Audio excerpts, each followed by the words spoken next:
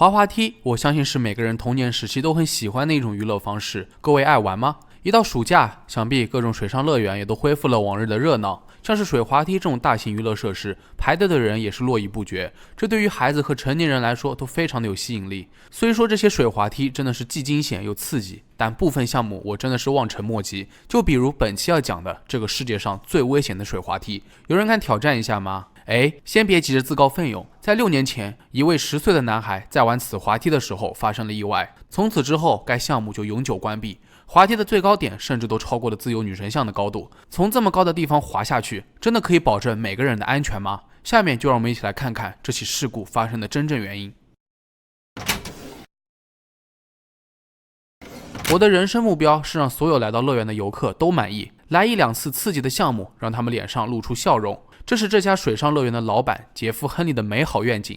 然而，一场悲剧的出现让他身败名裂。2016年8月7日，这天是星期天的下午，气候宜人。10岁的凯勒·施瓦布跟随父母和3个兄弟踏上了乐园之旅。凯勒的父亲斯科特是一名堪萨斯州的议员，该乐园向堪萨斯州的民选官员以及家人都提供了免费的入场券。一路上，孩子们远远就能看到全球最高水滑梯的顶端，个个都异常的兴奋。维鲁克特是该水滑梯的德文名，意为疯狂。它建于2014年，高51米，足足有17楼那么高，因此也打破了吉尼斯世界纪录。大家先来想象一下，从这么高的地方滑下来是一种怎么样的体验呢？感觉像是从天上掉下来。反正肾上腺素狂飙是肯定的，至于会不会被吓晕那就不好说了。乘坐方式很简单，游客首先要爬到顶端，橡皮筏一次只能坐3人，然后会以每小时68英里的速度从高处坠落。注意，这里是英里，相对于公里大概是109公里每小时的速度。当游客到达底部的那一刻，又会冲上一个大斜坡，然后顺势滑下来，最终在水里慢慢停止，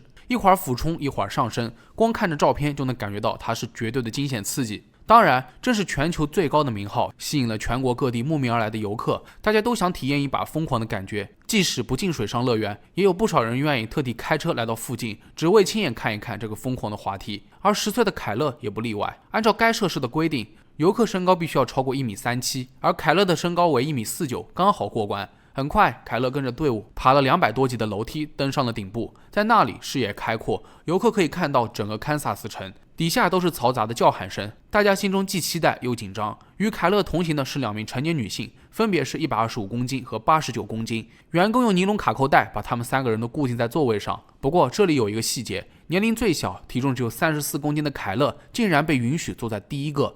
很显然，整个筏子的受力并不均匀，但当时并没有人在意这个问题。随着传送带开始移动，橡皮筏突然就飞速下降，速度出奇的快，看上去很不稳。但在这个时候已经来不及了，橡皮筏在几秒内就落在了底部，开始冲刺到了第2个坡度。然而，橡皮筏直接飞了出去，撞到了支撑防护网的金属杆。这个装置本来就是为了防止游客被抛出去的，没想到竟成为了杀人凶器。后面的2名女性眼睁睁地看着前排的小男孩的正脸飞出了橡皮筏，落在了滑梯上。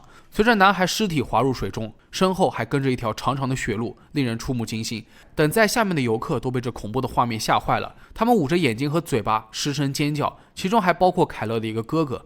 他眼睁睁地看着弟弟的尸体在半空中被斩首，然后掉在了自己眼前。在很长一段时间里，哥哥都无法摆脱这场噩梦。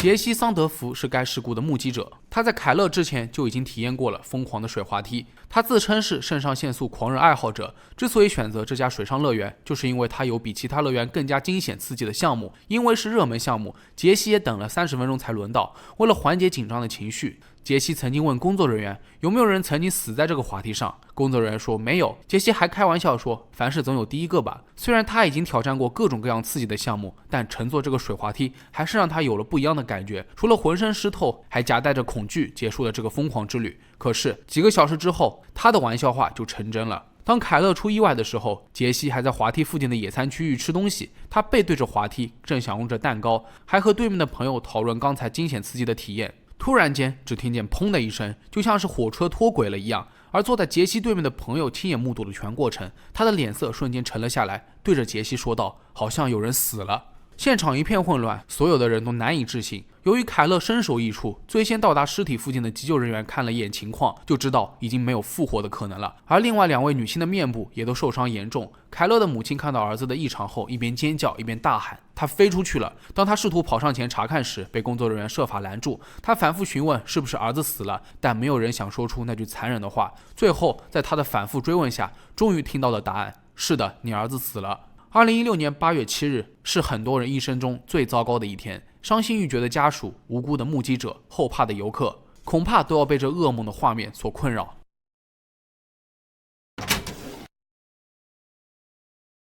在事故发生之后，人们试图搞清楚究竟是什么导致了这场悲剧。同时，乐园的老板杰夫被推到了风口浪尖。自从杰夫的父亲把乐园交给了3个孩子打理后，他们分工明确，致力于把水上乐园打造成世界上最好的乐园。其中，杰夫就负责设计部分。随着游乐项目越来越刺激，游客数量却是水涨船高，疯狂的水滑梯就是他的点子。不过，由于杰夫没有接受过相关的物理和工程知识，所以他只负责设计，繁琐复杂的数字工作都交给了手下员工打理。他曾经扬言自己无法容忍世界上最高的水滑梯坐落于巴西，他要把这个设施打造成水上乐园行业的标杆。不过，杰夫确实做到了，但后来也就成为了堪萨斯州无法抹去的黑历史。杰夫的设计看上去确实是激动人心，但是如此危险的项目实施起来并不容易，他们需要了解每一个环节的所有细节，橡皮筏能够承受的最大和最小重量，以及游客能够承受的重力和离心力。除此之外，还有水的摩擦、风速影响等等。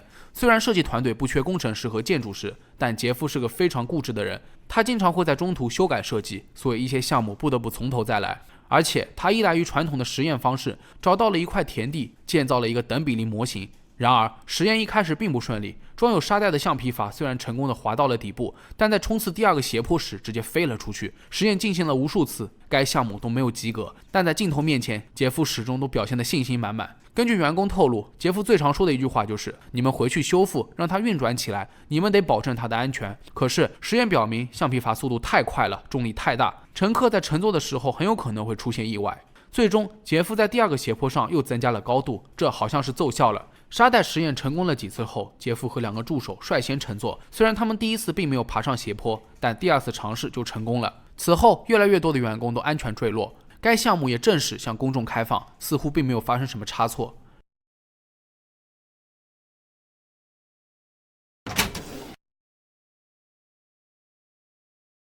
然而，这些都是假象。自从新闻报道了凯勒的悲剧后，总共有11名游客站出来声讨，他们也曾在该项目当中受伤，而且大多数集中在背部、颈部和头部。有人患上了脑震荡，有人将永远的被慢性腰背疼所折磨，还有的人和凯勒一样撞上了金属杆，好在只是额头，连带着眼睛肿了1天。但投诉无门，救生员、医务人员的证词早就已经被篡改。调查人员发现，这一切的幕后黑手是一名叫做泰勒·迈尔斯的运营经理，他经常会指使救生员提交虚假的事故报告，淡化事故的严重性。同时，泰勒还会筛选维修报告，尽量推迟或者干脆避免维修工作。在凯勒去世前3周，有检测人员明确表明滑梯维修迫在眉睫，但泰勒还是选择了无视。曾经就职于该乐园的员工也站出来爆料，在里面上班很不稳定，人员流动性很大，总有不成熟的员工来填补救生员的岗位。而且在疯狂的水滑梯面试之前，每天闭园后都会鼓动员工前去乘坐滑梯来测试设备的运营状况。这名员工还透露，他早就预料到这个滑梯早晚会出事，因为他曾经亲眼看到过沙袋不停地从橡皮筏上飞出来。后来在拍宣传节目途中，请来的主持人也被困在了第2个斜坡上，最后不得不重新拍摄。一个成功的家族企业，一座享有盛誉的水上乐园，一个打破吉尼斯世界纪录的项目，怎么会出现这么离谱的事故？到底是谁给他们的自信，敢如此的任意妄为？答案是超能力。大量的金融投资赋予了该乐园一路绿灯的特权，他们可以自行调节其安全标准，不需要受到国家的严格监督。简单点来说，谁有钱，谁就是规则的制定者。如果我真的要对这个小男孩的死活负责的话，我现在就去自杀。这是杰夫的原话，他始终拒绝承认自己设计了一个杀人项目，但在证据面前，任何狠话都显得苍白无力。许多证人证词都批判了该乐园高层是如何掩盖与安全相关的事故，而且绝大部分项目都缺乏安全标准，才导致了致命的死亡事件。最终在2017年，该乐园以$2000万的价格与几个受害者以及家属达成和解。杰夫等人暂且躲避了牢狱之灾，但据说没过多久，杰夫就深陷吸毒丑闻，还是没能逃过法律的制裁。一次意外事故引起了轩然大波。2017年4月，堪萨斯州立法机关通过了一项关于游乐设施检查的法律。后来，滑梯的拆除工作也提上了日程。当然，现在还是会有许多络绎不绝的游客，许多不明真相的人都是为了全球最高的水滑梯而来，却只能失望而归。所有的工作人员都被提前告知，只需要回答他们永久关闭了，其他的不必多说。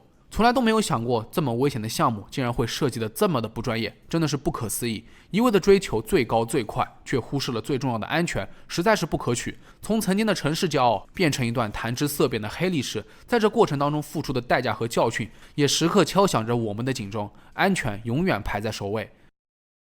那好了，本期视频到这就结束了。你们有玩过让你后怕的游乐项目吗？可以在评论区下方留言。如果你觉得视频做的还不错的话，也别忘了点赞、收藏和投币。我是正正，咱们下期视频再见吧。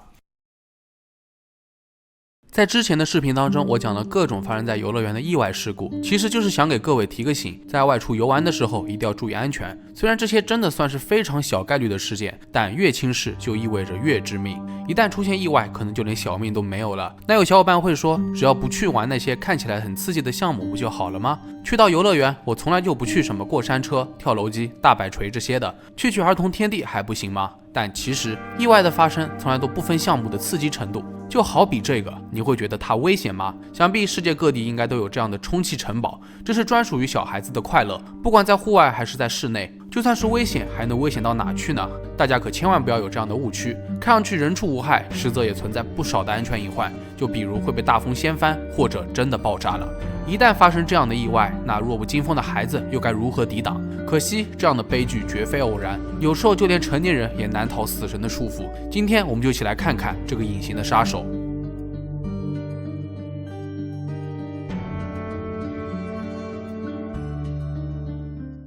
充气城堡顾名思义，就是外观酷似城堡的充气游乐设备。它的原型是一个叫做约翰·斯库洛克的美国工程师在1958年发明的现代充气帐篷。后来他还为美国 NASA 发明了一款安全气垫，专用于特技表演以及消防领域。在1980年的时候，斯库洛克就经营了一家室内游乐园，里面摆满了各种他发明的充气游乐设施。直到后来，人们对于充气城堡的开发越来越五花八门，就比如滑水道、泳池、篮球馆，甚至还有 DJ 婚礼等等。他已经从最初的充气帐篷发展到适合各个年龄段的充气主题公园，直到2014年，该行业的价值估计为1亿美元。通常来说，充气城堡采用的是又厚又坚固的 PVC 布，电动鼓风机负责充气，在持续充气的情况下，即使有小泄露也是无伤大雅的。那么，软绵绵的充气玩具究竟是怎么造成意外事故的呢？2006年7月23日。76岁的艺术家莫里斯·阿吉斯在伦敦东部切斯特勒街的河滨公园展览了自己的充气艺术品《梦幻空间》。它有5米高，占地面积大概有半个足球场这么大，是由通过隧道连接的充气房间组成的。比较有意思的是，参观者只需要支付5英镑的门票，脱掉鞋子，穿上彩色的斗篷，就能在里面漫步。不断变化的声音和颜色充满了惊喜，参观者自己也就成为了艺术品的一部分。自1996年以来，梦幻空间就在全世界各地展览，而且还配备了残疾人的轮椅通道。想必这一活动进行的已经非常成熟了，可是没想到这次的10周年巡演却闹出了巨大的丑闻。这一天天气格外炎热，公园的游客络绎不绝。到了下午3点半左右，还是有许多游客都在梦幻空间外面排队等待。可突然间，有人听到了钉子断裂的声音，紧接着就是游客们惊恐的尖叫声。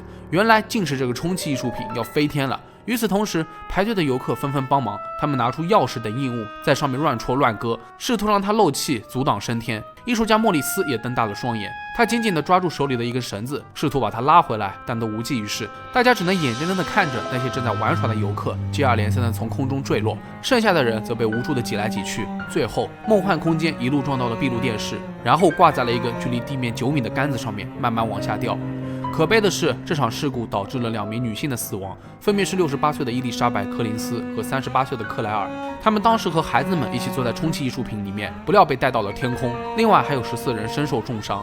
据目击者称，只听啪的一声，木桩就被拔出了地面，接着也就不到1分钟的时间，欢声笑语变成了尖叫声。当时至少有3台工业鼓风机仍然在吹气，里面被困的参观者有25人。但是即使40多人帮忙也拖不动它，大家都试图用硬物割开它的表面进行营救。事实证明根本就没用。最后，梦幻空间挂在柱子上也是不幸中的万幸。假设没有这根柱子，后果肯定会掉进河里，到时候死伤人数恐怕不止这些了。由于河的另外一边就是儿童乐园，因此河边聚集了许多带孩子晒太阳的家长。面对不速之客，他们也都吓坏了。按照原计划，梦幻空间会展出到7月30日，然后就会搬回伦敦，结束10周年的巡演。然而，它已经变成了一团五颜六色的残骸，飘落在河滨公园的各个角落。根据知情人士透露，事发前1个月，梦幻空间曾在利物浦的一个天主教堂空地上展出，当时就被一群年轻人用小刀割坏了，导致一小部分漏气。不过莫里斯早已经有经验了，认定这点程度是不会破坏艺术品的安全性，只是用了比平常更多的绳子来固定。在展出之前，有许多安全专家、警察和消防部门对梦幻空间都进行了检查，所有能做的预防措施都做了，但没想到还是发生了悲剧。事发后，莫里斯很崩溃。作为一名艺术家，他已经和充气产品打了30多年的交道，以前从未发生过任何事故。他所创造的梦幻空间，就是想给人们带去欢乐，没想到最后却成为了杀人武器。莫里斯还亲眼目睹到了这一切，无疑是悲痛欲绝。不仅如此，他还要面临过失杀人罪的指控。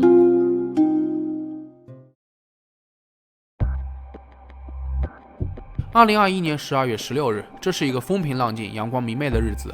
澳大利亚塔马斯尼亚的一所小学正在兴高采烈地举办活动，现场大约有40名学生以及家长和老师。因为这一天是这个班级小学生涯的最后一天，所以学校为孩子们特地精心准备了各种各样的精彩节目，其中就包括了充气城堡。然而，就当孩子们都聚集在城堡里玩耍时，一阵大风突然来袭，竟然把城堡一整个的都吹了起来，距离地面足足有10米高。就当时的情形，别说孩子们了，大人在里面恐怕也难以抵挡。紧接着，可怕的事情发生了，几个孩子直接从高处坠落到地面，情况危急。还有一部分孩子虽然只是受了轻伤，但也被吓得够呛。很快，学校的医护人员率先进行抢救。几分钟后，警察和急救人员也赶到了现场，包括了2架直升机运送伤者。据了解，这次事故一共导致了5人死亡，4人重伤。所有人都觉得难以置信，就这么一个大玩具，却成为了杀人凶手。对于此次事故发生的原因，大家都觉得匪夷所思。据学校工作人员透露，安装城堡之前，他们确实有看过天气预报，当时的风速为每小时22公里，也不算强风，所以压根就没考虑过这一风险。然而，警方怀疑这座充气城堡压根就没有固定好。不过，这一猜想并没有得到验证，死后便没有下文了。不管是出于什么原因，事故已经发生了，遇难者家属和老师都陷入了深深的自责中。如果当初有人对于该城堡的安全性提出质疑，这个大玩具会不会就直接淘汰，无法伤害到孩子们呢？在事故发生之后，很多人为此感到震惊和悲痛，人们都自发来到了学校门口，送上了鲜花卡片和毛绒玩具，纪念这5个可怜的孩子。其中一张卡片上还写着：“愿阳光包围你们，5位天使。”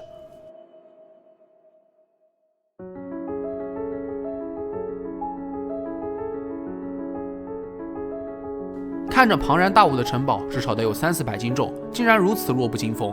因为当城堡和地面呈现一定夹角，风就会对城堡形成顶升的力，一个朝前的动力，一个朝上的分力，再加上城堡都是不规则形状，又受到了复杂的环境影响，强有力的固定工作起到的也只是最基础的预防作用。据了解，近6年来，我国也发生了至少20起充气城堡的伤亡事故，实在是让人揪心。而且大部分事故的发生原因都是因为大风天气没有做好固定工作，有的经营者就垫了个沙袋，或者是随便找了一棵小树绑着。如果突然刮了风，城堡绝对会被掀翻。到那个时候，不是把孩子们甩出去，就是把孩子们压倒。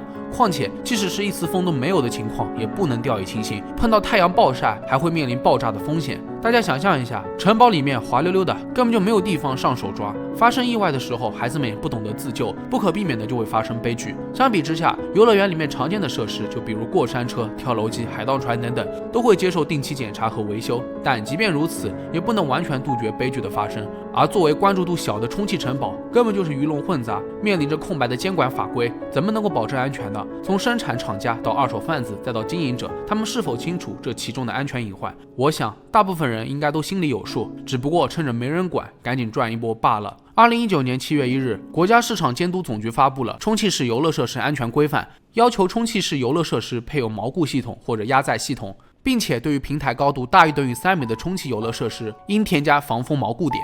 可即使是这样，现在还有很多充气城堡无视风险，安全性依然很差，有的甚至都没有资质冒险经营。不管是生产者还是经营者，都必须要牢记，任何一座弱不禁风的充气城堡，都可能是在拿孩子的生命开玩笑。任何一个行业的安全规范，都是从一桩桩的事故当中吸取的经验教训。现在既然有了明确的规范标准，相关部门也应该加大检查力度，杜绝安全隐患。唯有严格监管，一步步完善法律法规，才能不让充气城堡变成夺命城堡。那好了，本期视频到这就结束了，希望各位小伙伴们都能够提醒周围的人，玩充气城堡之前务必要细细考量。如果你觉得视频做得还不错的话，也别忘了点赞、收藏和投币。我是真真，咱们下期视频再见吧。如果你想找一个便宜点的游乐项目，那就带着孩子去底特律玩巨型滑梯吧，仅需要$1。当然，如果孩子表现不好，也带他去吧，就当做是一种惩罚。这是演员拉莫恩·莫里斯曾经开过的一个玩笑，只需要$1的滑梯，不免让人有些心动。买不了吃亏，买不了上当。不过大家可别急着心动，如果玩下来不骨折不受伤，已经算是天大的喜讯了。我们先来看一小段他的视频。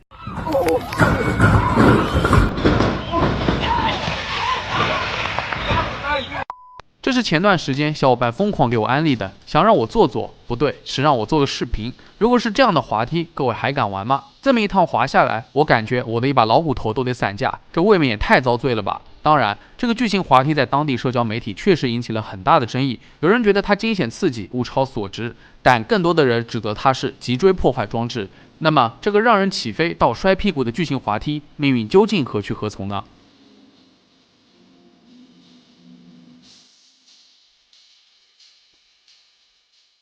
这个巨型滑梯位于美国密歇根州底特律的贝尔岛公园。自从1967年面世以来，该滑梯一直是底特律人夏天出游的标配节目。它是个带有波浪形的金属滑梯，大约有15米高，游玩身高必须超过1.2米，随后需要先通过旁边的台阶爬到顶层。此时每位游客只要把自己想象成为一颗土豆，双脚伸进麻袋里面，然后径直从顶端滑下来即可。虽然一层一层的波浪是为了减缓游客下滑的速度，但很显然，大部分游客仍然是以高速滑下来的。然后就是不停的颠簸，不停的摔屁股，在金属滑梯上发出砰砰砰的声音，直到滑行结束。话说，作为旁观者，眼看着一个个麻袋飞下来，有的人则完全腾空，直直的摔在金属上，可想而知身体有多么的痛。果然有许多网友在网上发布了自己游玩的视频，尖叫声和撞击声真的是让人望而却步。不过出人意料的是，就在今年的8月，这些视频火出了圈。本来巨型滑梯吸引的大部分都是底特律地区的居民，而现在全世界各地的网友都在议论这个让游客集体起飞的滑梯，有的还想特地去打个卡。有网友称自己是慕名而去的，但到现场后看到前面游客飞起来的样子，还是劝退了，立刻就把票送给了别人。然而这些视频给巨型滑梯带来了非常大的争议，从一开始大家都质疑这个滑梯的安全性，但有一部分口嗨的人竟然还觉得很有趣，砰砰的乱撞声再加上嬉笑声，确实挺讽刺的。面对视频的热议，8月19日，贝尔岛公园的负责人在脸书上宣布，他们将关闭这个巨型滑梯，对速度进行调整后再恢复营业。很快就在8月21日，巨型滑梯重新开放。17岁的泰勒来到了贝尔岛公园，这是他从小就玩的项目，根本就是小菜一碟。对于网络上的争议，泰勒起初还觉得很无聊，甚至还有点不理解，所以这次滑梯重新开放，他决定过来支持一下。然而他发现这和小时候玩的感觉完全不一样，在他游玩过程当中就是一路摔下来的，手机、耳机、眼睛，就连鞋子都丢了。滑到最后，他甚至都快要撞上了围栏。然而，像泰勒这样的游客还有很多，他们从滑梯上下来，不约而同地感到头痛、背痛和脚痛。碰到尾椎骨不好的游客，更是雪上加霜。有网友戏称，人在上面就像是传送带上的鱼，还有的把滑梯比作高速公路的。总之，玩笑加嘲讽，巨型滑梯又一次面临关闭。据了解，之所以滑行速度过快，是因为滑梯上打了太多的蜡。后来贝尔岛公园解释称，因为每个季度都会重新给滑梯打蜡，所以忽视了蜡太多的情况。现在公园已经安排工作人员时不时地擦拭着滑梯表面，并喷水冲淡，恢复营业。其实他们的初衷很简单，就是希望能够在保证安稳的同时，让游客得到冒险刺激的体验。但是想要平稳滑行，身体保持前倾是关键。为此，公园还发布了如何正确滑行的示范视频。On the steel. We don't want you to slip on the slide before you're ready. Then your whole body, as much as you can, into the sack. Wait for, if you have any other riders, wait for the ranger to say go ahead. And then scooch on, but hold on tight. Biggest thing, you just gotta lean forward and stay leaning forward and hold on tight.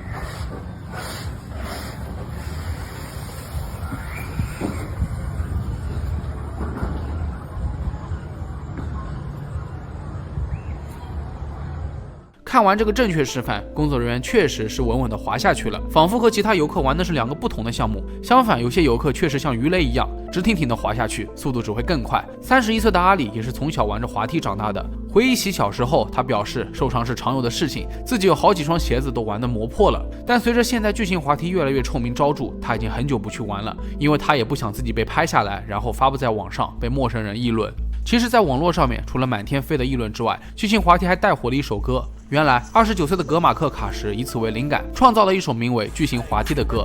在歌词当中，格马克直言不讳：你可以打破你的背，你可以在巨型滑梯上摔断脖子，甚至可以撞到头。$1的旅程就像是从屋顶上跳下来，你可能会在滑梯上打掉一颗牙齿。据了解，格马特是底特律本地人，他喜欢以城市里的热点新闻为灵感进行创作。不过本来不想为滑梯写歌的，但招架不住粉丝的请求。作为本地人，格马克记得小的时候的滑梯并没有这么恐怖，而且是有颜色的，相当亮眼。但现在的巨型滑梯看上去就像是一座生锈的建筑，再加上砰砰砰的撞击声，实在是不太友好。不过再怎么质疑，这个来自底特律的巨型滑梯仍然在运行，并没有永久关停，只不过有的时候会临时关掉几个小时进行调整，再重新开放。网络上的热议对他来说也都不是坏事，起码有更多的人知道它的存在。像脊椎破坏装置这样的称号，想必也吸引了不少爱冒险挑战的游客，毕竟黑红也是红嘛。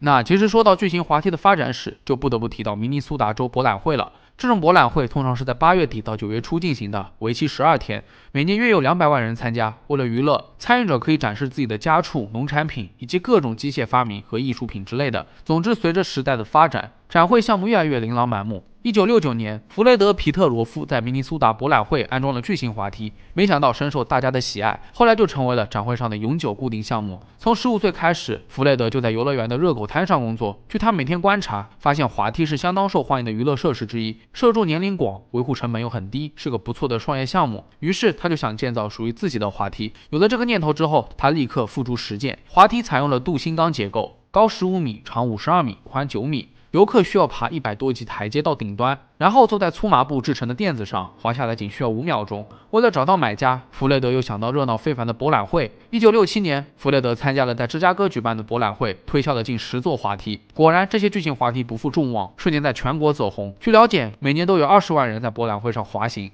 门票从1969年的25美分一路水涨船高，直到2019年需要2.5美元。其实我觉得，比起底特律的巨型滑梯，博览会上的滑梯相对来说吸引人一些。首先是它的配色，黄色绝对是夏天最清爽的颜色，让人眼前一亮。其次，在滑梯上方挂着麦克风，里面播放着兴奋的尖叫声，氛围感拉满。当然，巨型滑梯刚投入使用的时候，也有过一些受伤的案例，就比如个别游客的脚踝受伤、鞋子卡在滑梯上等等。后来，弗雷德对滑梯进行了调整，大大减少了事故的可能。经过测试，他还发现，到了雨天，潮湿的垫子滑行速度过快，非常危险，所以但凡下雨，滑梯就会暂时关闭。而且当天气转晴之后，工作人员也都会设法将滑梯吹干，避免残留露水和湿气。还有一点倒是和底特律滑梯一样，那就是给它上蜡，保持表面的光滑。在弗雷德的坚持下，这些滑梯每年都会被重新喷砂和上漆。工作人员还会不厌其烦地提醒游客，在滑行时小心肘部摩擦破皮。也许就是这一份热忱与执着，让弗雷德所创造的巨型滑梯声名远扬。据说在50多年的时间里面，有超过900万游客乘坐过此滑梯。明黄色的巨型滑梯已经成为了一代又一代人的童年回忆，就像是某种世代传承，在人们生活当中占据了非常特殊的位置。在博览会上，大家常常可以看到祖父母带着孙辈一起来玩滑梯的温馨场景。这里不用担心起飞，也没有砰砰砰的撞击声，只有欢声笑语。没有对比就没有伤害，这或许就是弗雷德滑梯能够火半个世纪的原因吧。那看过我之前视频的小伙伴肯定都还记得，美国臭名昭著的骨折乐园，它绝对是美国最危险的乐园之一，安全措施几乎为零。我记得当时在评论区里面有许多小伙伴都分享了自己在游乐园经历的惊险时刻，看得我真的脊背发凉，这完全是在死亡的边缘试探。大家感兴趣的可以去看一看。总之，在这样的骨折乐园里面，可不只是起飞这么简单。不夸张的说，有些游乐设施甚至都有点魔幻的感觉。其实惊险刺激的项目虽然充满吸引力，但真的容不得半点马虎。就像是底特律的巨型滑梯，看着简单无害，但实际上反而容易成为安全监管的盲区。长此以往，先不说会不会发生什么重大的意外事故，游客体验感肯定会越来越差，最终还是得凉凉。那好了，本期视频到这就结束了。如果觉得视频做得还不错的话，也别忘了点赞、收藏和投币。我是郑郑，咱们下期视频再见吧。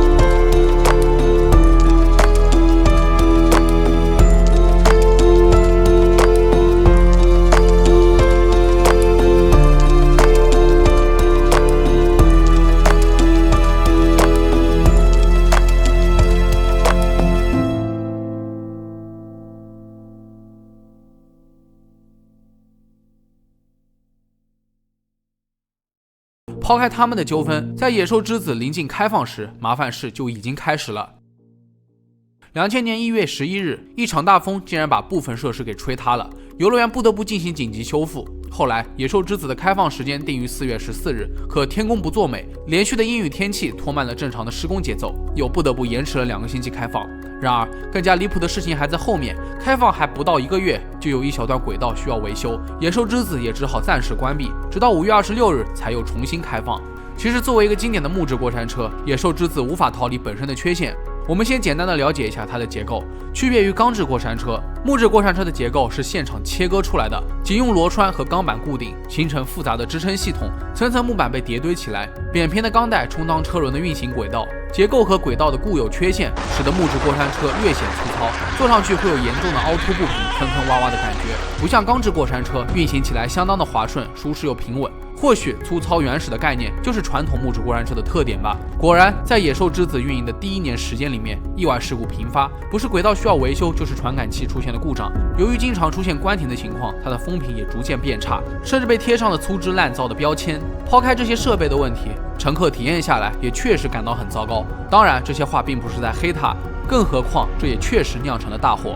2006年7月9日晚上，过山车出现了结构性故障，导致木头无法支撑乘客的重量，最终开裂。紧接着，另外2个木头也出现了倒塌，轨道直接倾斜。正在运行的过山车经过此处时，颠簸异常明显。等到返回后，乘客们纷纷抱怨头部和颈部受伤，需要就医。据统计，一共有27名乘客被送往医院，其中2名乘客需要住院，但好在都没有生命危险。7月10日，工作人员进行检查后才发现是木头的裂缝造成的。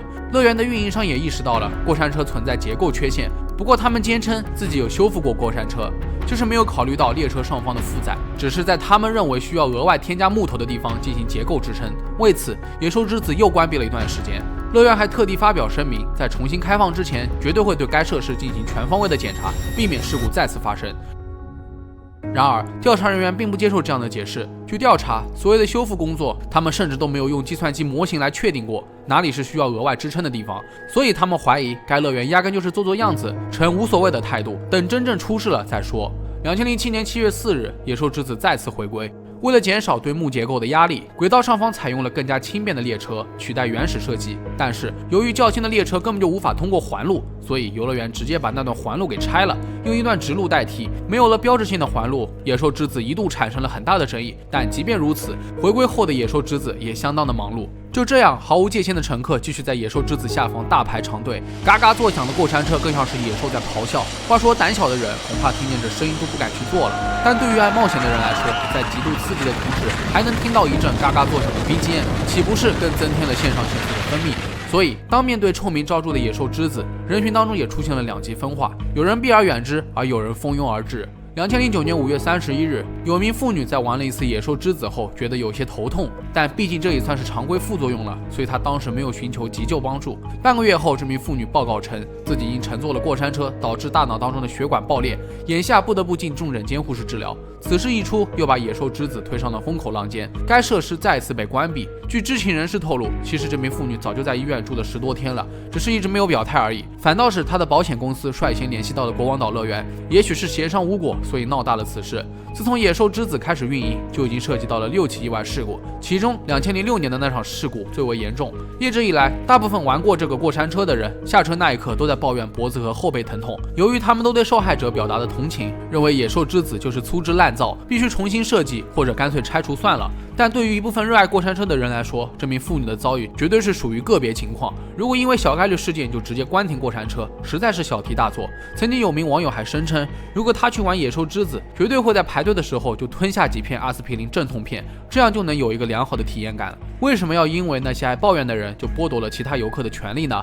总之，谁也说服不了谁。根据监管游乐园设施的部门报告，国王岛乐园的安全部门共有8名检查员，他们每年都会接受培训，在每个季度开始之前，检查员会挨个检查所有的游乐设施，安全认证后才能将其开放。当季度结束后，再重复一遍检查工作。而在此期间，他们还会进行突击检查，随机进行测试。可即便是这样，也没有人能够保证做到万无一失。最后，经过多次检查，负责监管的部门认为，野兽之子并没有任何违规行为，可以重新对外开放。然而，大众一直在等待野兽之子的蜕变，它将翻新成什么模样，又或者是永远不会再对外开放。直到2012年，也就是视频开头的那一幕，野兽之子像被推倒的多米诺骨牌，被彻底的拆除。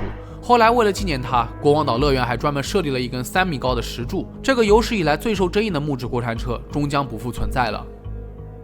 在找资料的过程当中，我看了有许多游客拍的游玩视频，一整个木质框架的布局让人觉得像是被包围在一个迷宫里面，确实非常的壮观。不过在上爬的过程当中，吱吱嘎嘎的声音实在是太刺耳了，感觉下一秒整个过山车都要全部散架。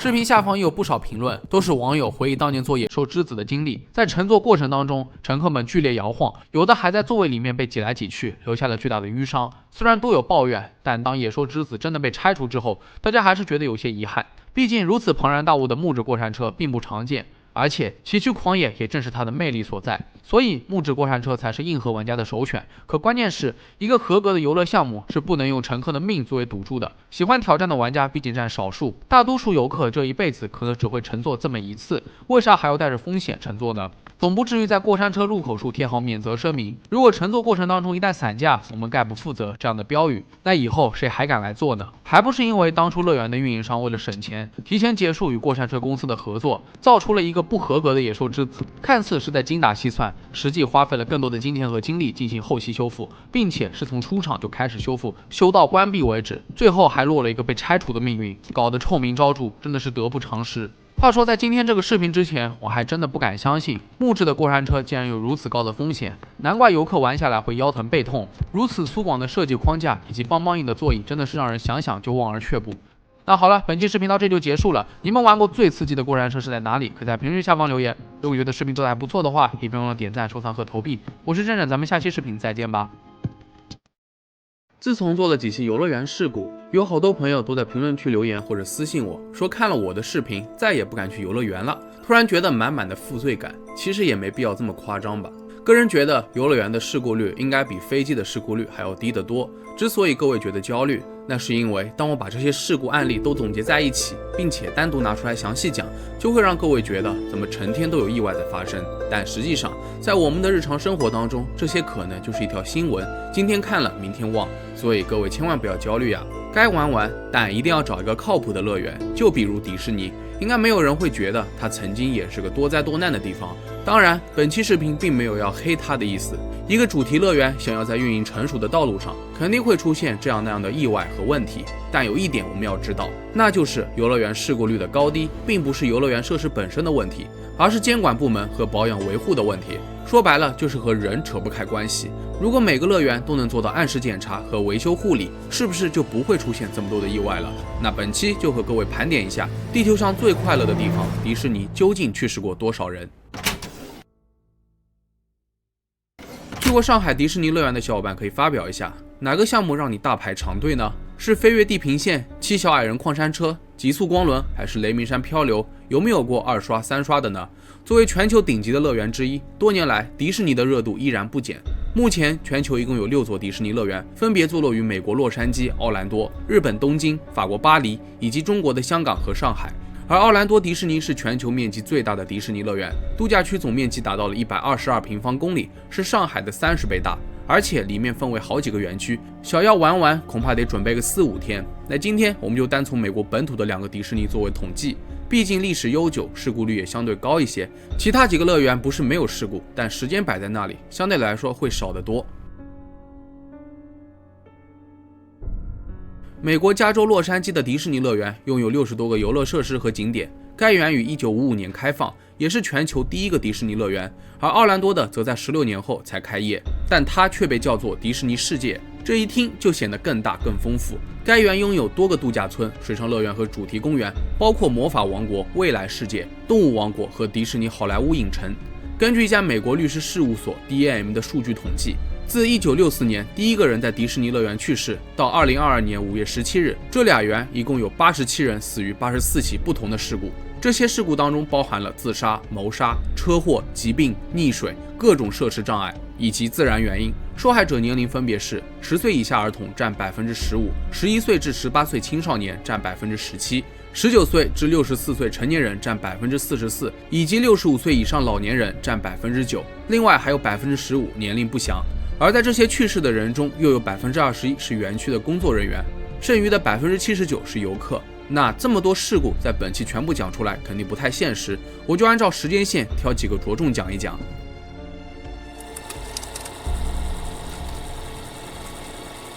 第一位也是第一个在迪士尼去世的人，年仅15岁的马克·梅普尔斯。事故发生于1964年，洛杉矶迪士尼乐园的第一座云霄飞车名叫马特洪峰，这是一座与瑞士山同名的游乐设施，由过山车轨道内外相连。据说这个项目每年载客量约为500万人次，有着极好的安全记录，但还是留下了2起难以置信的黑历史。众所周知，无论你在游乐园玩什么项目，安全带是唯一能够保护你的装置，所有人都应该乖乖地坐在里面系上安全带。但是马克却不信邪。1964年5月，马克乘坐了马特洪峰，在骑行过程当中，他叉着双腿享受着飞行，突然他站了起来，接下来只听砰的一声，马克随之消失。骑行结束后，他的同伴立刻报告了他的失踪。后来警方在马特洪峰内部1/3处的岩架上发现了他的尸体，他的头部严重受伤，经过几天的抢救，还是没能挽回他的生命。有人推测是安全带出现故障松了，还有人认为是马克自己或者同伴胡闹解开了安全带导致的。总之众说纷纭，不管真相如何，这也成为了迪士尼乐园历史上发生的第一起致命事件。然而20年后，安全记录再次被打破。1984年1月3日，遇难者是48岁的瑞吉娜。在骑行过程当中，瑞吉娜从座位掉到了轨道上，然后被下一辆高速行驶的轨道车碾过，画面惨不忍睹。事发后，人们惊奇地发现她的安全带竟然都没有系好，所以在外力的作用下被甩了出去。随后就发生了可怕的悲剧，血腥的场面给所有人都留下了不可磨灭的阴影。瑞吉娜的家属起诉了迪士尼乐园，坚持认为这本是一场可以避免的灾难，是马特洪峰的工作人员疏忽了，没有妥善检查乘客的安全带。据说后来迪士尼乐园支付了一大笔赔偿金给家属才和解。这次事故之后，马特洪峰的安全设备也更换成为了卡扣式安全带，类似于汽车安全带的装置，更加牢固。不过迪士尼乐园还是声明，这一改变与瑞吉娜的意外死亡无关。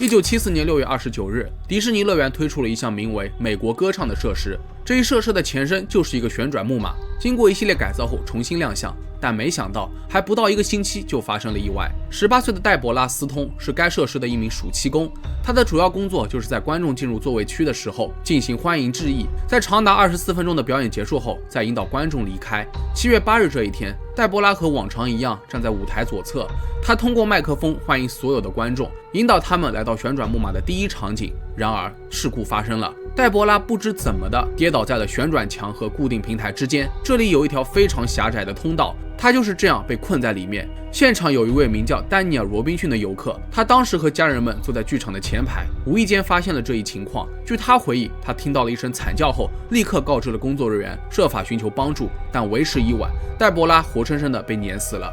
据说黛博拉当时并不该出现在那里，不过没有人知道是由于培训不足，还是他个人失误造成的。反正在他去世后，该设施关闭了2天，重新安装了警示牌和隔离墙，只要有人距离危险区域太近，就会发出警告，以防悲剧再次发生。后来黛博拉的去世还一度成为了都市传说，许多游客都声称在该设施里面看到了他的冤魂。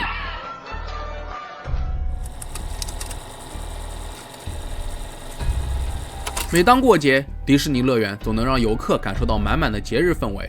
尤其是圣诞节来临之际，乐园会迎来巨大的客流，每一个橱窗都经过精心布置，让游客沉浸其中。1988年的平安夜也不例外，迪士尼乐园爆满，所有游乐设施都换上了圣诞节主题，特别应景。其中一个设施名叫哥伦比亚号帆船，这是一艘美国老式帆船的复制品，船身高大。平安夜当天，哥伦比亚号帆船挤满了游客，和往常一样，帆船绕着河流航行，然后沿着轨道缓缓进入码头。但事发时，返回码头的船速明显过快，一名工作人员试图抛出缆绳使船固定，但没想到绳子越拉越紧，最后竟然把一个7斤多重的金属甲板从船上扯了下来，甲板砸向了码头附近准备登船的游客。不幸的是，一名33岁的工程师被击中头部，死于脑出血和颅骨骨折，他的妻子也遭受了可怕的面部创伤。除此之外，现场的工作人员还有多名游客也受到了轻伤。经过调查，哥伦比亚号帆船的情况其实很糟糕，木材出现脆弱老化的现象，经常需要维修，而且缆绳照理应该采用容易断裂的麻绳，但不知为何被一种更便宜的弹性尼龙绳所取代。所以当工作人员没有意识到帆船正在越过码头，使劲拉绳子后，绳子不仅没断，反倒成为了致命武器。迪士尼乐园被指责严重缺少操作培训。此事过后，乐园给大多数游乐设施都安排了领班，附近警察局也在公园内部部署了警官，以加快响应速度。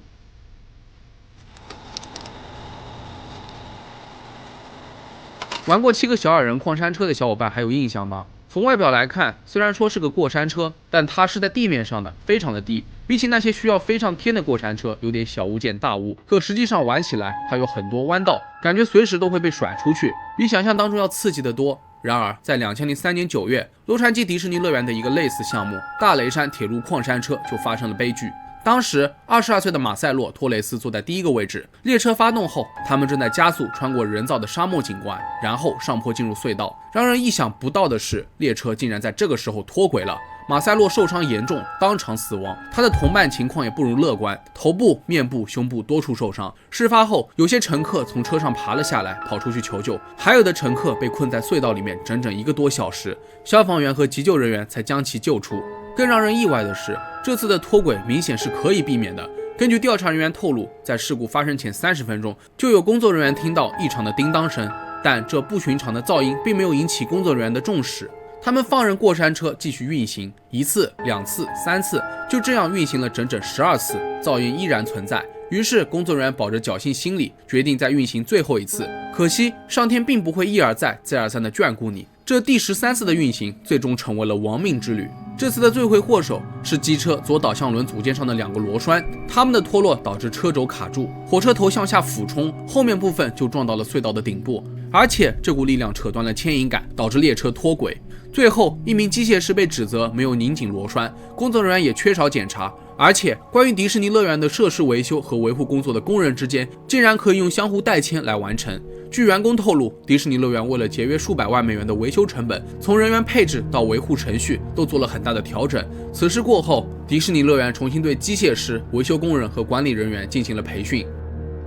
除了这些重大的伤亡事故，迪士尼乐园还发生过不少另类惨剧。就比如在1966年6月17日，一名19岁的男子试图爬上单轨轨道潜入乐园，他无视安保人员警告，结果被火车撞倒并碾过，不治身亡。1967年8月，一名16岁的男孩在穿过隧道时，在2辆移动的列车之间横跳，结果跌到了轨道上。然而，迎面驶来的一列火车将他压在了车轮下，将他的身体拖了好几十米远，最后被一名乘务员拦住。2000年6月25日，一名23岁的女子结束印第安纳琼斯骑行后，就抱怨头痛，晚上就突发脑出血入院治疗，后来在9月1日死于脑动脉瘤。2005年2月，一名77岁的妇女在乘坐加勒比海盗后失去知觉并死亡。法医报告称，受害者身体状况很差，有过中风史。2007年12月18日，一名44岁的男子在动物王国过山车上突发心脏病去世。令人诟病的是，乐园处理突发状况的能力很差，就连最基本的心脏除颤器都没有。2009年7月5日，一名21岁的单轨列车司机因换轨故障与另外一辆单轨列车相撞而丧生。2009年8月6日，一名47岁的迪士尼表演者在杰克船长的海盗表演中受伤，最后因伤势过重，几天后死亡。2010年4月1日，一名10岁的男孩在迪士尼的荒野堡骑自行车时被一辆公交车撞死。2011年3月14日，迪士尼工作人员在动物王国修理过山车时遇难。当然，这些都只是意外的一部分，还有一些自然死亡、自杀、谋杀，包括醉酒溺死的。这些其实都和迪士尼本身是没有关系的，但都被归类于迪士尼去世列表里面。所以各位想想，在美国迪士尼开放这60几年的时间里面，一共去世了87人，相比于每年有几千万游客的吞吐量来看，就不值得一提了。看到这里，各位还会焦虑自己赶上游乐园的意外事故吗？况且退1万步来说，大部分致命事故都发生在上个世纪，在那个时候各种管理都还不够成熟，也就是这一次次的意外，游乐园才会变得更加安全，事故率也会越来越少。不单单是迪士尼，其他游乐园也是一样的，像设施老旧、维修不善、缺少培训、人为失误等等，都是造成致命悲剧的重要原因。但只要工作人员在一次次的教训当中加强防范，都会使得出意外的概率大大降低。另外，强有力的第三方监管机构也能有效消除不必要的安全隐患。那好了，本期就聊这么多。安全教育作为老生常谈的话题，还是希望大家谨记于心，时刻紧绷安全弦，防范于未然。那么本期视频到这就结束了。各位有亲身经历过游乐园事故吗？可以在评论区下方留言。如果你觉得视频做得还不错的话，也别忘了点赞、收藏和投币。我是正正，咱们下期视频再见吧。